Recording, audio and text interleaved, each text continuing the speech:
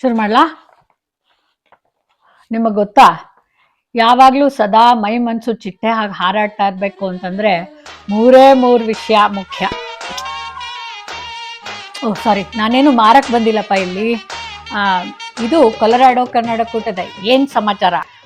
ನಾನು ಮೀನಾ ಕಿಕ್ಕೇರಿ. ಪರಿಚಯ ಮುಖ್ಯಪ್ಪ. ನಾವು ನಿಮಗೆ, ನೀವು ನಮಗೆ ಕಲ್ತ್ಕೋಬೇಕಲ್ಲ. ಓಹ್ ಸಾರಿ, ಬಟರ್ಫ್ಲೈ ಮೂರೇ ವಿಷಯ ಅಂತ ಹೇಳದ್ನಲ್ಲ.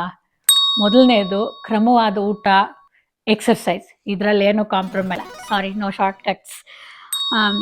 ಎರಡನೇದು ನಾವು ನಮ್ಮವರು ಒಡನಾಟ ಹಾಗೂ ಕಲಿಯೋದು ನಲಿಯೋದು, ಇದು ಬಹಳ ಮುಖ್ಯ. ಮೂರನೇದು ಇಷ್ಟರ ಮಟ್ಟಿಗೆ ಇಟ್ಟಿದೆಯಲ್ಲ ಜೀವನವೇ ಅಂತ ಒಂದು ಗ್ರ್ಯಾಟಿಟ್ಯೂಡ್ ತೋರಿಸೋದು, ಲೈಫ್ಗೆ ಒಂದು ಥ್ಯಾಂಕ್ಸ್ ಹೇಳೋದು, ಅಷ್ಟೇ ರೀ.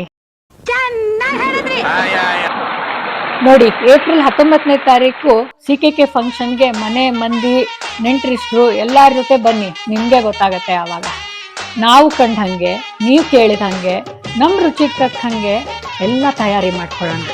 ನಾವೆಲ್ಲ ಸೇರಿ ಯುಗಾದಿ ಆಚರಿಸೋಣ. ನಿಮಗೋಸ್ಕರ ಕಾಯ್ತಾ ಇರ್ತೀವಿ. ನಮಸ್ಕಾರ.